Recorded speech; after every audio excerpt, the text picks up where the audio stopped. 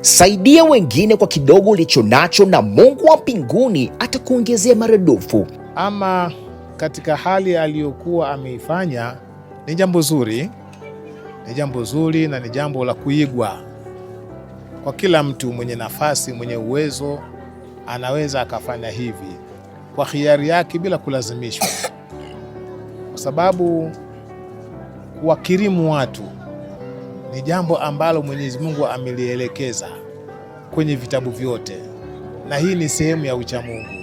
Watoto zaidi ya 72 katika nyuso zao nuru imeonekana, nafsi zao zimefarijika, huku wakifurahia ladha ya futari tamu iliyoandaliwa na Irene Design. Tumefurahi sana, Mwenyezi Mungu amlipe, amzidishie pale alipopunguza. Nyoyo zetu zimefurahika, tunamshukuru. Kadri anavyozidi kupata, akiendelea, Mwenyezi Mungu atamlipa zaidi na zaidi. Tunamwombea mafanikio zaidi ya hayo. Anaitwa Irene Rayson, msichana anayejishughulisha na ubunifu wa mavazi. Kwa nafasi yake aliyobarikiwa na Mungu, amekuwa na wakati mzuri wa kufuturu na watoto wenye uhitaji kutoka kituo cha Kadilia. Kwanza ilikuwa ni lazima nifanye, kwa sababu ilikuwa ni ahadi niliweka kwa Mungu kwamba kuna vitu akinitimizia nitafanya hivyo. Kwa hiyo ilikuwa ni lazima nifanye kwenye kipindi hiki.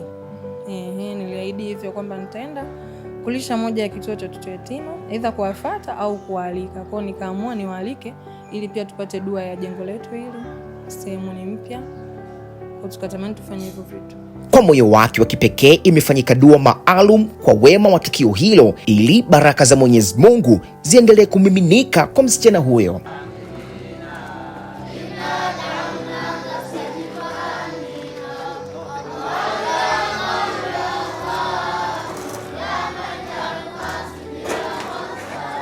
Chakula cha pamoja kinaacha alama isiyofutika ndani ya mioyo ya watu. Assalamu alaikum, tumsifu Yesu Kristo. Hii ni sauti ya Rami Ramsey kutoka GA Lens. Yake ya communicate na Mungu, mimi nimeamua kutumia njia hii ya kutoa sadaka kama namna yangu ya communicate na Mungu, kumpa maombi yangu, kumpa shukrani yangu. Yes, as I said, leo nampa Mungu shukrani, lakini kuna ombi lingine nimemwomba kupitia hii sadaka.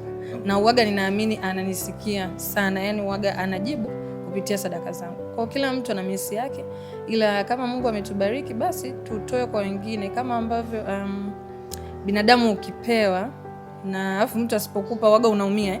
Nadhani Mungu pia uwaga anaumia tusipogusa maisha ya watu wake. Kwa sisi ambao tumebarikiwa, manake anataka sisi tuwaguse wengine. So kwamba sisi ni bora sana au tunasali sana au ni wema sana, hapana. Ni kwa neema tu. Basi ile neema tugawane na watu wengine.